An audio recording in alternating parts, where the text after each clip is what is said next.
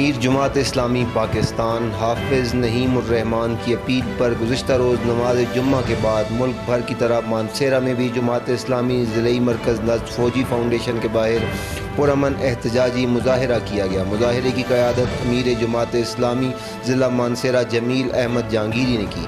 احتجاجی مظاہرے سے جمیل احمد جہانگیری جماعت اسلامی یوتھ ہزارہ کے صوبائی رہنما و general secretary Hazara youth Kamran Riaz Awan, Shabbir Ahmed Khan, Alkhidmat foundation کے ضلعی صدر علی احمد شاہ، ڈاکٹر عامر شہزاد، سٹی صدر جماعت اسلامی ڈاکٹر فضل الرحمان، ضلع نائب امیر جے آئی ڈاکٹر قاسم علی، نائب ضلعی امیر جماعت اسلامی ظہور احمد، نیاز احمد، یاسر محمود، علی کیم و دیگر مقررین نے خطاب کرتے ہوئے کہا کہ ملک کی غریب عوام مہنگائی کی چکی میں پس رہے ہیں جبکہ حکمران اپنی مراد میں اضافے کے لیے سرگرم ہیں۔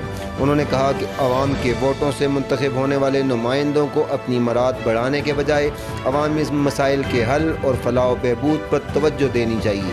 مقررین نے خطاب کرتے ہوئے کہا کہ ملک کی غریب عوام مہنگائی کی چکی میں پس رہے ہیں جبکہ حکمران اپنی مراد میں اضافے کے لیے سرگرم ہیں۔ انہوں نے مزید کہا کہ عوام کے ووٹوں سے منتخب ہونے والے نمائندوں کو اپنی مراد بڑھانے کے بجائے عوامی مسائل کے حل اور فلاح و بہبود پر توجہ دینی چاہیے۔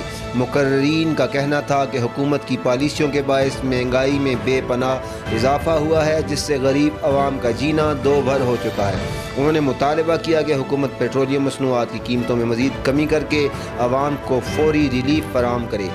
مقررین کا مزید کہنا تھا کہ جماعت اسلامی ہمیشہ عوامی حقوق، ملک کی بقا اور انصاف کی جدوجہد کرتی آئی ہے۔ مقررین نے دعویٰ کیا ہے کہ حافظ نعیم الرحمان ملک کو موجودہ بحرانوں سے نکالنے کی صلاحیت رکھتے ہیں اور جماعت اسلامی فرسودہ نظام کے خاتمے اور عوامی حقوق کے تحفظ کی جدوجہد جاری رکھے گی۔ احتجاج کے اختتام پر حکومت سے عوام دوست معاشی پالیسیاں اختیار کرنے کا مطالبہ بھی کیا گیا۔